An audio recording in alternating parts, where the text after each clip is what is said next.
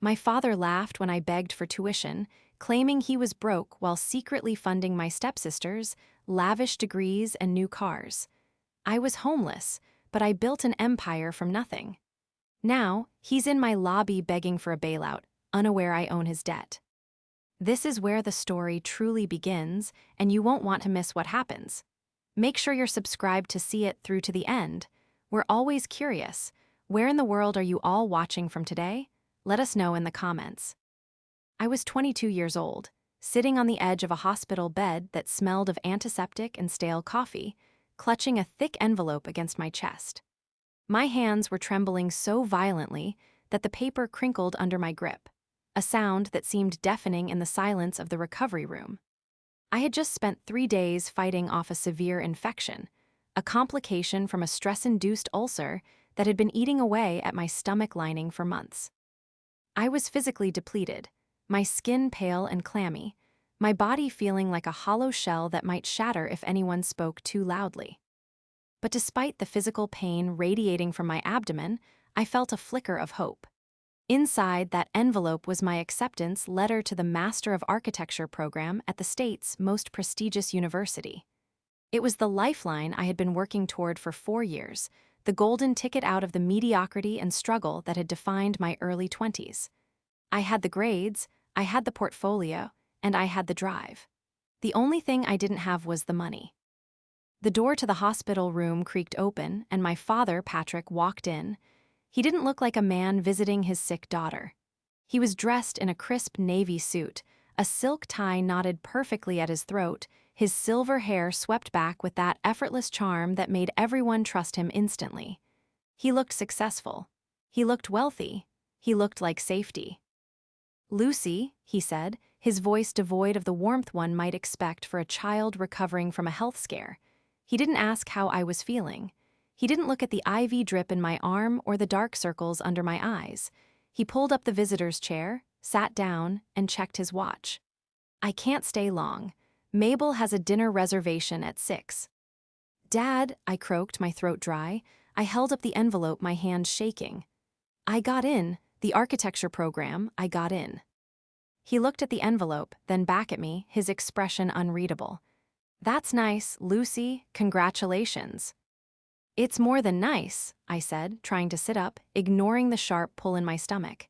"It's everything, but the tuition deposit is due in 2 weeks, and since I've been in the hospital, I missed work and I need help. Just for the first semester, just to get started. You promised when I finished my undergrad with honors you'd help with grad school. You promised." Patrick sighed, a long, weary sound that made me feel like a burden he was desperate to set down. He leaned forward, resting his elbows on his knees, and looked me in the eye with a practiced look of regret. "Lucy, honey," he began, his tone patronizingly soft. "I would love to help you. Really, I would, but business has been tricky. The market is volatile. I just don't have that kind of liquidity right now. You're an adult. You need to figure these things out yourself. It builds character." My heart sank. I knew he had money. I saw the vacations, the cars, the renovations on the house. "But Dad, it's $20,000. I can't get a loan without a cosigner. I just need you to cosign. You don't even have to pay it." He shook his head firmly. "I can't take on that risk, Lucy. My credit is tied up in investments. You know how it is, you're smart, you'll find a way. Maybe take a year off, wait tables." I was about to argue, to plead, to remind him of the promise he made to my mother before she died, but then his phone buzzed. He pulled it out, and for a split second, he angled the screen in a way that I could see it. It was an email notification. "Tuition confirmation. St. Andrews University. Student, Nicola. Amount paid, $45,000. Time stopped. The room spun. Nicola was my stepsister, Mabel's daughter. She was studying art history at a private university 3 states away. He had just paid $45,000 for her semester, more than double what I was asking for. "Dad," I whispered, the betrayal tasting like bile in my throat. I saw that." "Saw what?" he snapped, quickly pocketing the phone, his demeanor shifting from faux sympathy to defensive anger. The email for Nicola. You paid her tuition, full tuition. He stood up, brushing imaginary lint off his suit pants, his face hardening into a mask of cold indifference. Nicola is in a delicate position. She needs the support.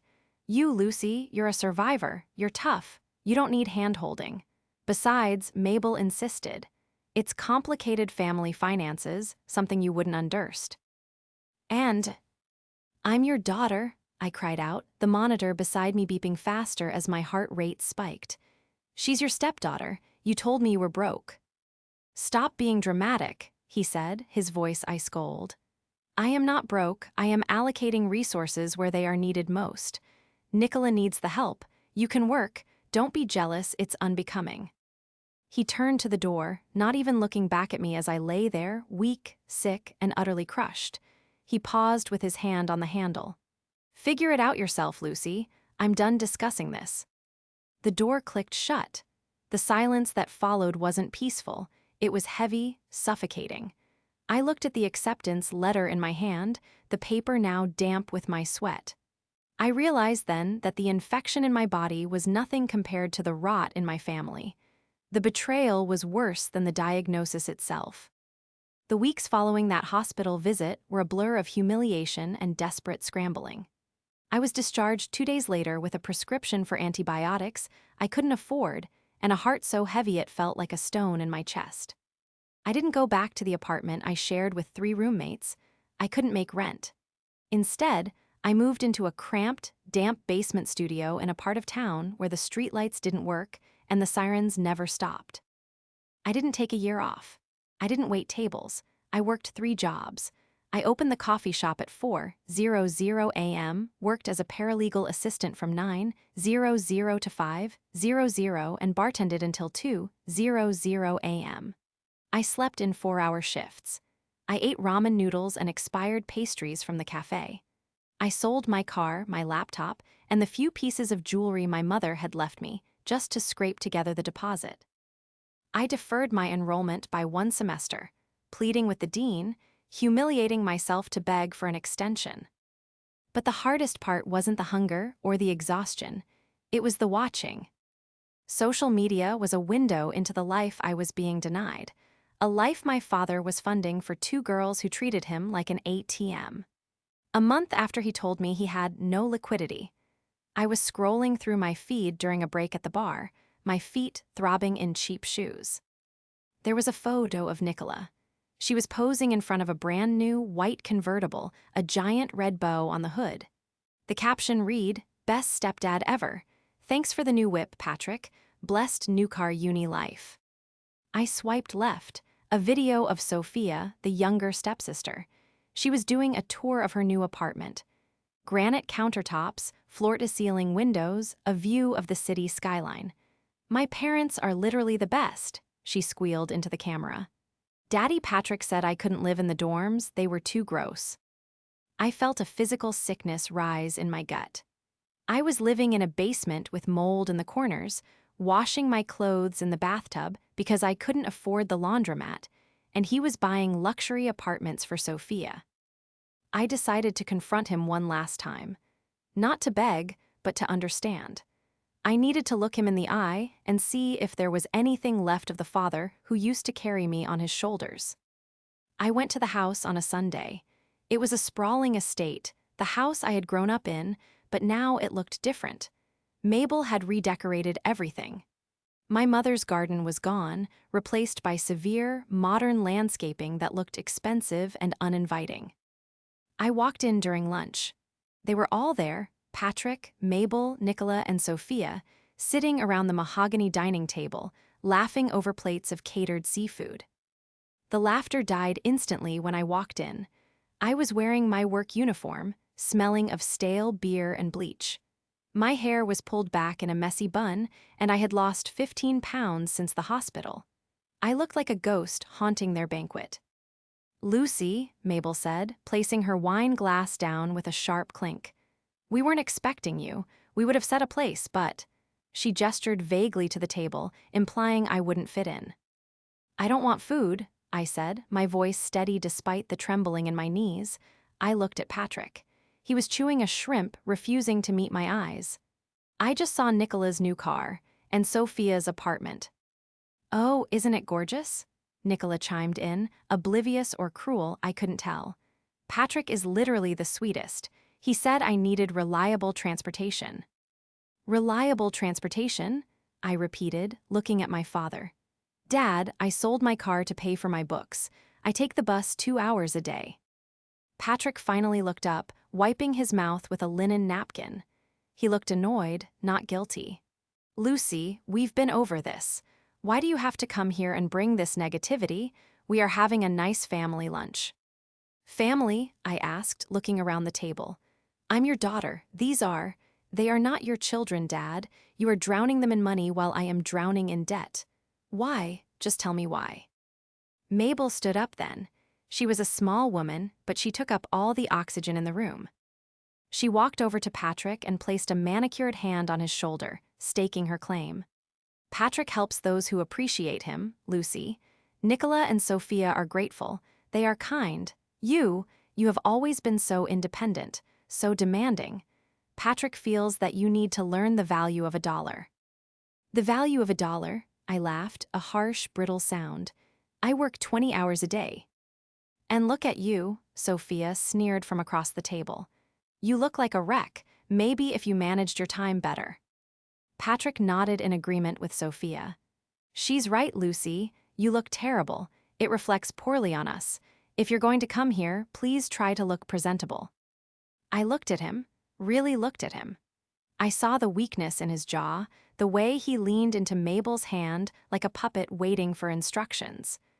I saw a man who had traded his integrity for a quiet life with a woman who stroked his ego while emptying his wallet. "Okay," I said quietly. The anger drained out of me, replaced by a cold, hard resolve. "Okay, I get it now." "Good," Patrick said, reaching for his wine. "I'm glad we understand each other. Now, run along, we have guests coming at 3. I turned to leave.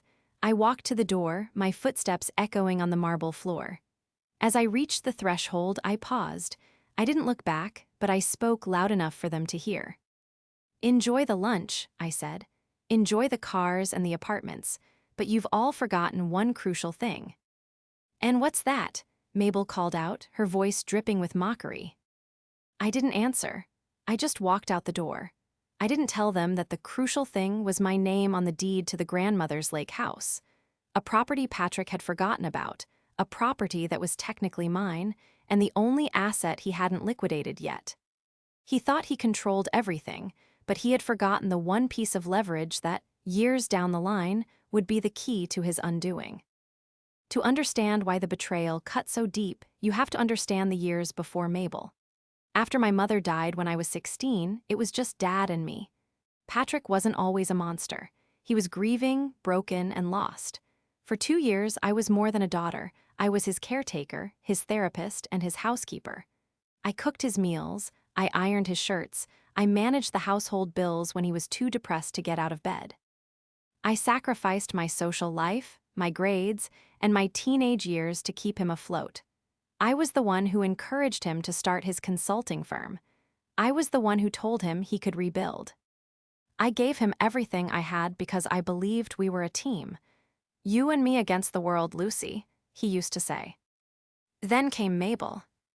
Mabel didn't just enter his life, she invaded it. She was a lifestyle consultant he met at a conference, a woman who wore designer brands she couldn't afford and spoke in a voice that was permanently pitched an octave too high.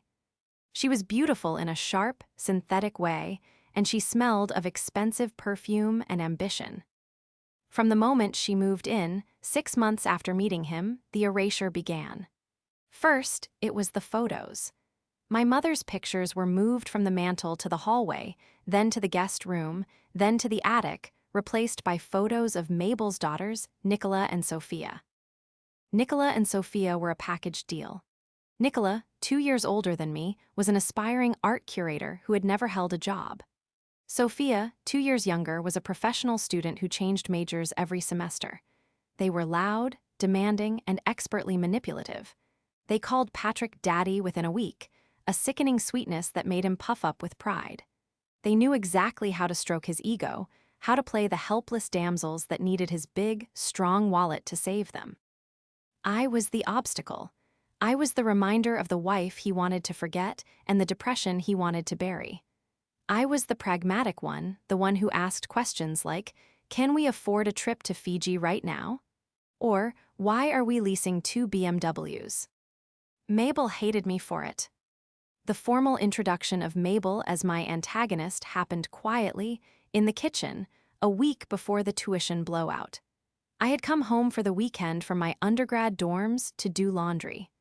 I found Mabel sitting at the kitchen island, going through a stack of papers. They were my father's bank statements. Lucy, she said, not looking up. She was circling transactions with a red pen. Your father tells me you're thinking about grad school. Yes, I said, putting my laundry basket down. Architecture, ideally at the state university. Mabel hummed, tapping the pen against her lips. That's very expensive and long. Architecture takes years before you make any real money, if you ever do. It's a solid career, Mabel, and I'm good at it. She finally looked at me. Her eyes were a pale, watery blue, devoid of any warmth. Patrick and I have been discussing the future, our future. He's getting older.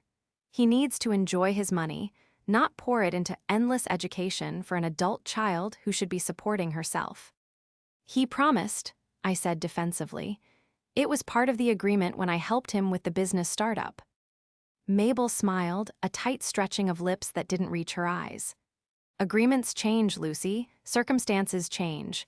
Nicola has such potential in the art world, but it requires connections, capital. Sophia is fragile. She needs a safety net. You're like a weed. You'll grow anywhere. We don't need to water a weed. She stood up and walked over to me, looking me up and down with distaste. I think it's time you realized that Patrick has a new family now, a family that needs him. You're just a relic of the past, a drain on resources. He won't cut me off, I said, though my voice wavered. He loves me. He loves how I make him feel, Mabel whispered, leaning in close. I make him feel young. I make him feel powerful. You make him feel guilty. Who do you think he's going to choose? She patted my cheek, her nails sharp against my skin. Don't ask him for the money, Lucy. It will only embarrass you.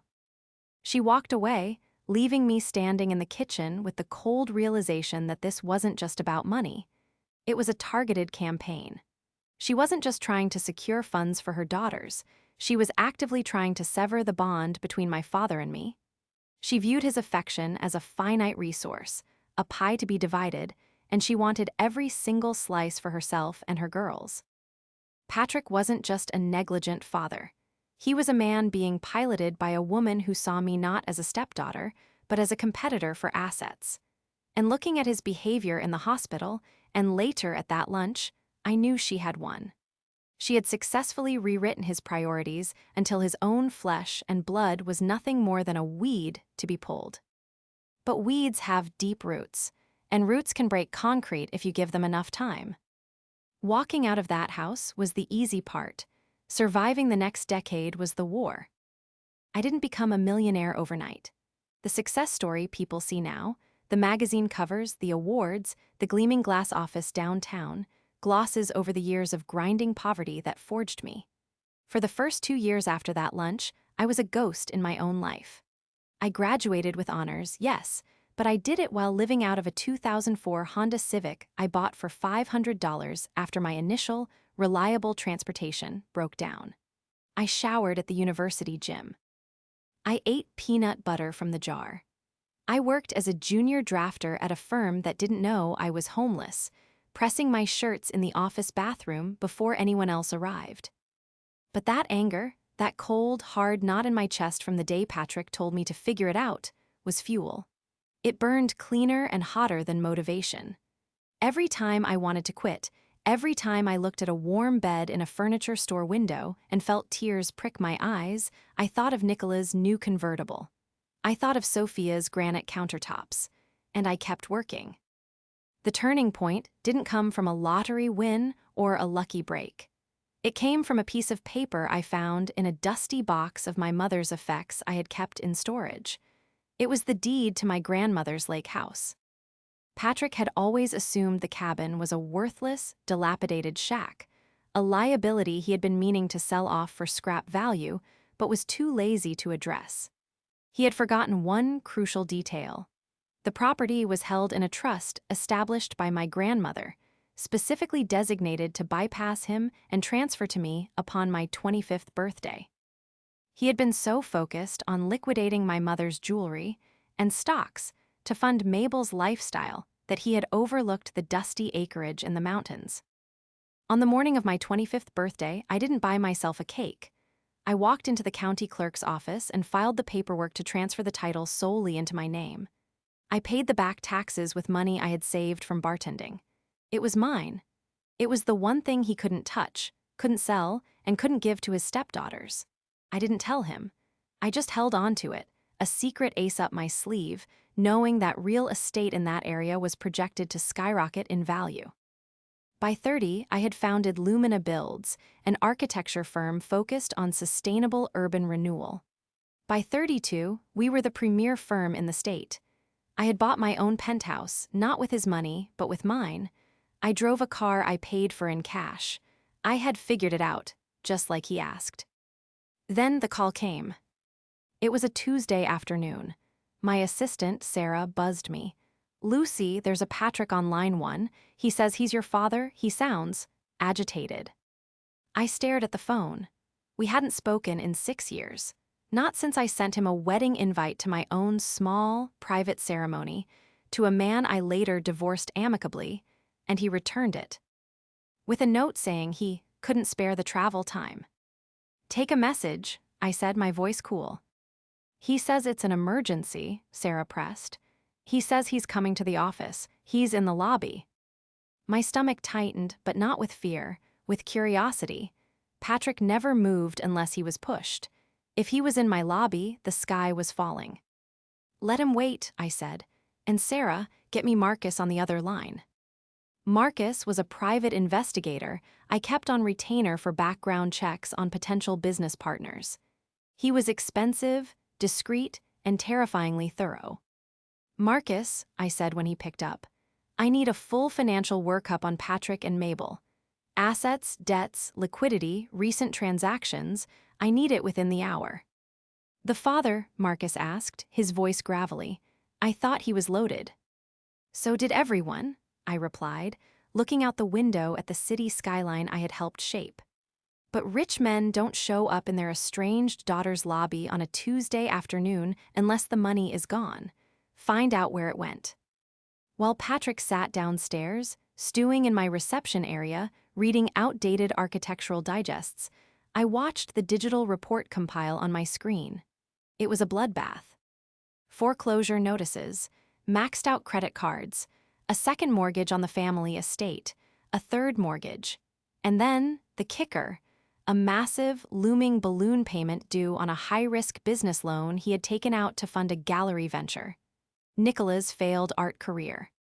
But there was something else, an anomaly. A series of transfers from Patrick's joint account to an LLC registered in the Cayman Islands. The LLC was named S&N Holdings. I smiled. It was a cold, sharp smile. I had the leverage, I knew the trap. Now it was time to let the mouse into the room. "Send him in," I told Sarah.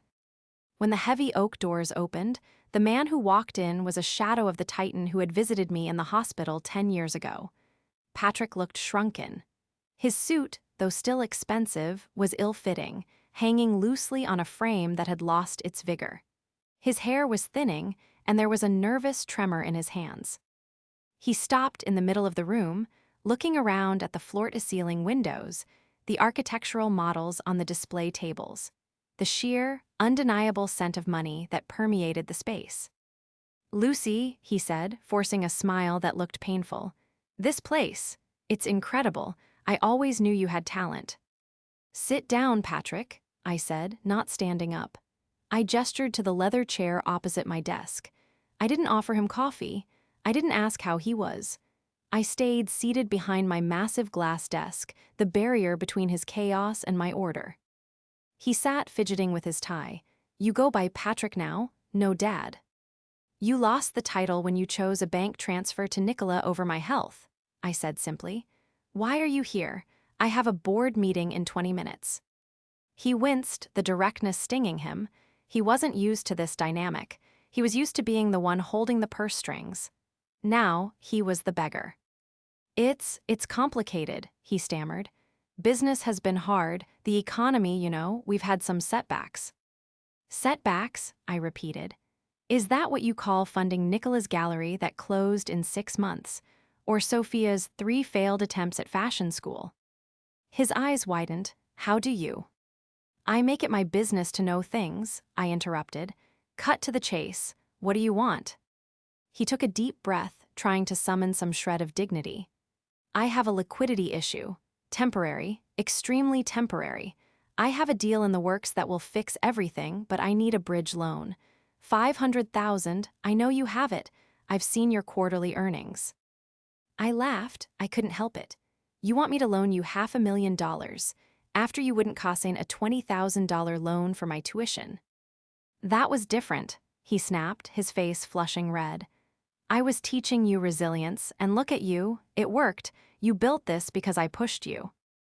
I built this in spite of you, I corrected, my voice dropping an octave. And I'm not a bank. Lucy, please, he leaned forward, desperation cracking his voice. If I don't pay this loan by Friday, we lose the house. Mabel, she's not well, the stress is killing her, we have nowhere to go. I was thinking. If you can't loan the cash, maybe we could sell the cabin. The cabin, I raised an eyebrow. The lake house, your grandmother's place. I know it's run down, but the land is valuable. I have a developer interested. If we sell it, we can split the proceeds. It would cover my debt. We can't sell the cabin, Patrick. Why not? I'm the executor of your mother's estate, I can. You were the executor, I said, sliding a folder across the desk. Open it. He opened the folder with shaking hands. He stared at the deed. He stared at the date, 7 years ago. The trust vested when I turned 25, I explained calmly. You were too busy buying Nicola that second convertible to read the fine print. I transferred the title. It's mine, 100%, and I'm not selling. He looked up, his face pale as a sheet. You stole it from me. It was never yours. Just like the money you spent on Mabel's daughters wasn't really yours to waste. It was the family legacy you burned. You selfish ingrate, he shouted, standing up. I am your father, I am drowning, and you're sitting on a gold mine and watching me sink. I'm not watching you sink, I said, leaning back in my chair. I'm watching the consequences of your actions finally catch up to you. But here is the interesting part, Patrick. You say you're broke because of bad luck. But my investigator found something else. Tell me, do you know about S&N Holdings? He froze. What? S&N Holdings, a shell company in the Caymans. $3,000 a month has been transferring from your primary accounts into it for the last 5 years. That's nearly 200 grand. Do you have a secret retirement fund, Patrick? Or is someone stealing from you? I don't know what you're talking about, he whispered. I don't have a Cayman account. Then you have a bigger problem than a loan, I said. Because someone does, and I think we both know who S and N stand for. He left my office in a daze, the folder regarding the lake house clutched in his hand like a death warrant. But I knew this wasn't over. A cornered animal bites, and Mabel was nothing if not a survivor. The attack came 2 days later. It started with a phone call from a lawyer, a cheap, aggressive litigator known for frivolous lawsuits. He claimed that I had fraudulently appropriated the lake house, and that Patrick was suing to have the deed reversed, claiming mental incompetence at the time of the trust's execution. It was a desperate, laughable legal Hail Mary, but it was designed to freeze my assets and force a settlement. Then came Mabel. She didn't come to the office, she went to the press. I woke up on Thursday to a notification on my phone. A local gossip rag had run a story. Heartless CEO daughter lets elderly father face homelessness while she sits in luxury penthouse. The article was filled with lies provided by an anonymous source that sounded exactly like Mabel. It claimed I had stolen family funds, that I had abandoned my sick father, that I was a monster who hated her step-siblings out of pure jealousy. My PR team was in a panic. "We need to issue a statement," my publicist said, pacing my office. "This makes you look terrible, Lucy. The optics are bad." "No statement," I said, staring at the article on my tablet. "Let them talk. Let them dig their grave a little deeper." I called Marcus. "I need the rest of it. The S&N Holdings account. I need to know who the signatories are, and I need to know where the money is going." "I'm already on it," Marcus said. "I cracked the LLC this morning. You were right. The signatories are Mabel, Nicola, and Sophia. But here's the kicker, Lucy. They aren't saving the money. They're spending it." "On what?" "Online gambling, high-end unauthorized credit lines, and a lease on a condo in Miami. It looks like an escape hatch. Mabel isn't trying to save Patrick's house. She's siphoning the last of his liquidity to set up a landing pad for herself and the girls once he goes under." I felt a chill run down my spine. It was colder than I even imagined. Mabel wasn't just a gold digger. She was a parasite preparing to kill the host. "Get me the bank records," I ordered. "Hard copies, certified." "You got it. Oh, and Lucy, one more thing. That loan Patrick is trying to pay off, the one for Nicola's gallery, it wasn't for a gallery. The gallery never had a physical address. It was a shell company owned by Nicola's boyfriend. Patrick took out a $500,000 business loan and paid it directly to a scam artist because his stepdaughter asked him to." I hung up the phone. The picture was complete. Patrick wasn't just broke. He was the victim of a decade-long con by the people he had chosen over me. That evening, Patrick called me again. He sounded drunk. "Lucy," he slurred. "Mabel, she says we have to sue you. She says you tricked me. Why are you doing this? I loved you." "You didn't love me, Dad," I said, my voice trembling slightly. "You tolerated me until you found a shinier family. But listen to me.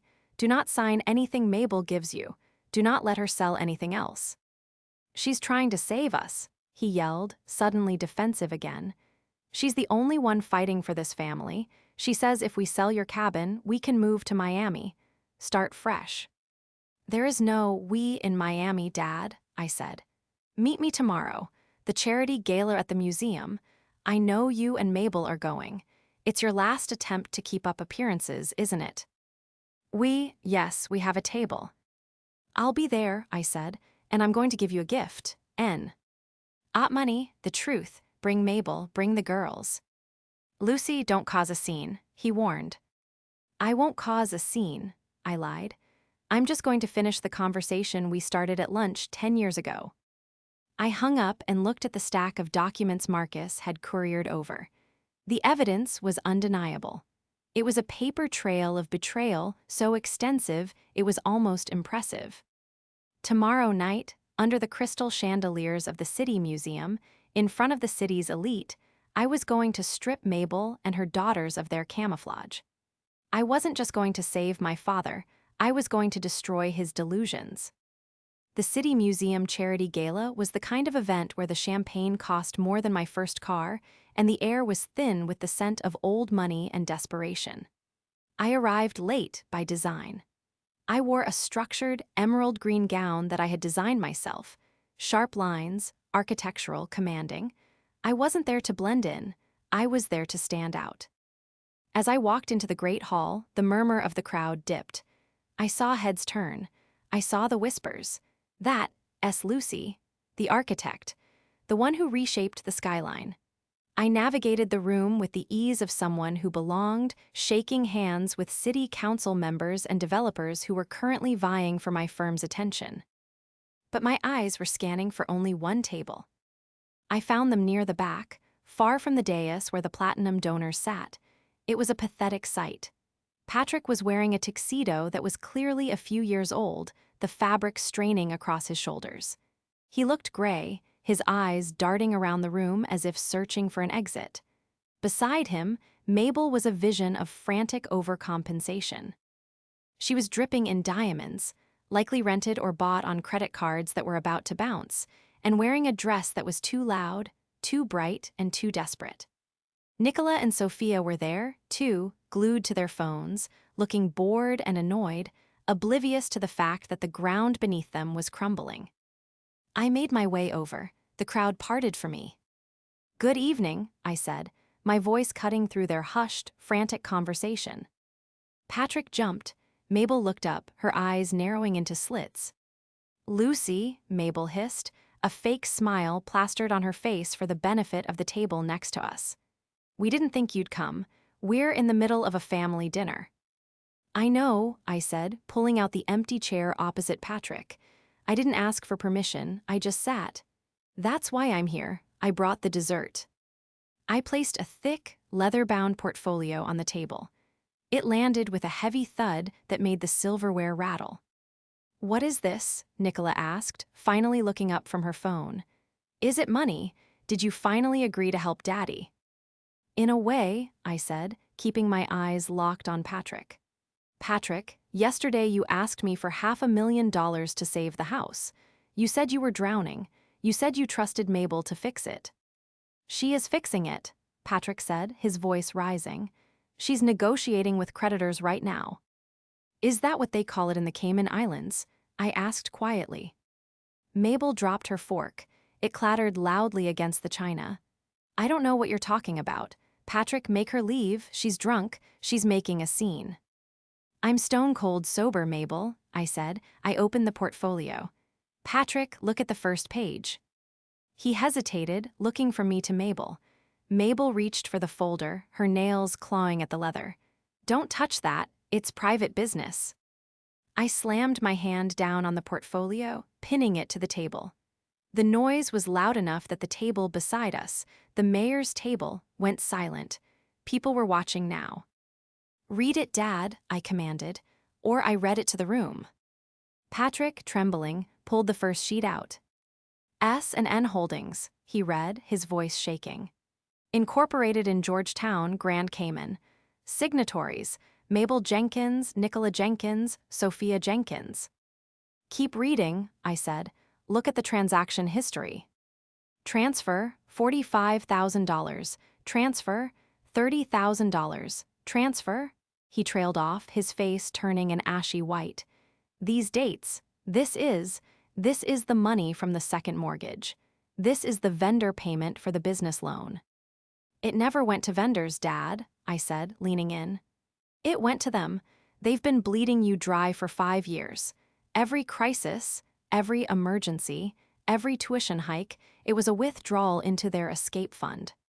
"That's a lie," Mabel shrieked, standing up. The veneer of the sophisticated socialite vanished, replaced by a cornered animal. "He gave us that money. We are his family. You are just a jealous, barren spinster trying to ruin us." "Sit down, Mabel," I said coldly. "I'm not finished." Dad turned to the last page, the lease agreement. Patrick turned the page. He stared at it for a long time. When he looked up, there were tears in his eyes, not of sadness, but of pure, unadulterated shock. "A condo, Hawaii. Spurred in Miami, lease starting, next month. And 3 one-way tickets booked for this Sunday," I added. "They aren't moving with you, Patrick. They're moving without you. They were going to let the bank foreclose on the house, leave you with the debt, and disappear to the beach with your money." The silence at the table was deafening. Nicola and Sophia looked at each other, panic setting in. Sophia started to cry, but it was the fake, hiccuping cry of a child caught stealing candy. "Is this true?" Patrick asked, his voice barely a whisper. He looked at Mabel. "Mabel, tell me it's not true. Tell me you weren't leaving me." Mabel looked around the room. She saw the eyes of the city's elite upon her. She saw the mayor watching. She saw the waiters pausing. She realized the game was over. And instead of apologizing, she doubled down. "Of course I was leaving," she screamed, her face contorting with ugliness. "Look at you. You're a failure. You're washed up. You have nothing left. Why would I stay with a broke old man? I have daughters to take care of. I did what I had to do. She grabbed her purse. Come on, girls, we're leaving. You're not going anywhere, I said, signaling to the entrance. Two men in suits walked in. They weren't waiters, they were officers. Mabel Jenkins? One of them asked. We have a warrant for your arrest regarding wire fraud and embezzlement related to the Artiste Gallery business loan. No, Mabel screamed, backing away, knocking over a chair. You can't do this, I am a victim. Patrick, tell them. Patrick, help me. Patrick sat frozen. He looked at the woman he had chosen over me. He looked at the stepdaughters he had bought cars for while I took the bus. He looked at the lease for the Miami condo. He slowly closed the portfolio. I don't know you, Patrick said, his voice hollow. He turned his back to her. As the officers escorted a screaming Mabel and her sobbing daughters out of the gala, flashbulbs went off. The Golden family had fallen, and the entire city had a front row seat. I watched them go, feeling a strange sensation in my chest.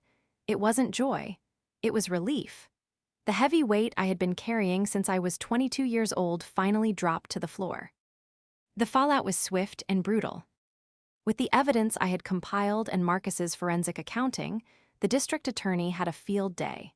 Mabel, it turned out, hadn't just defrauded my father. She had a history of marrying up and cashing out across 3 different states. She was looking at 5 to 7 years in a federal facility. Nicola and Sophia avoided jail time by turning state's evidence against their mother, admitting to the scheme in exchange for probation, but their social standing was obliterated.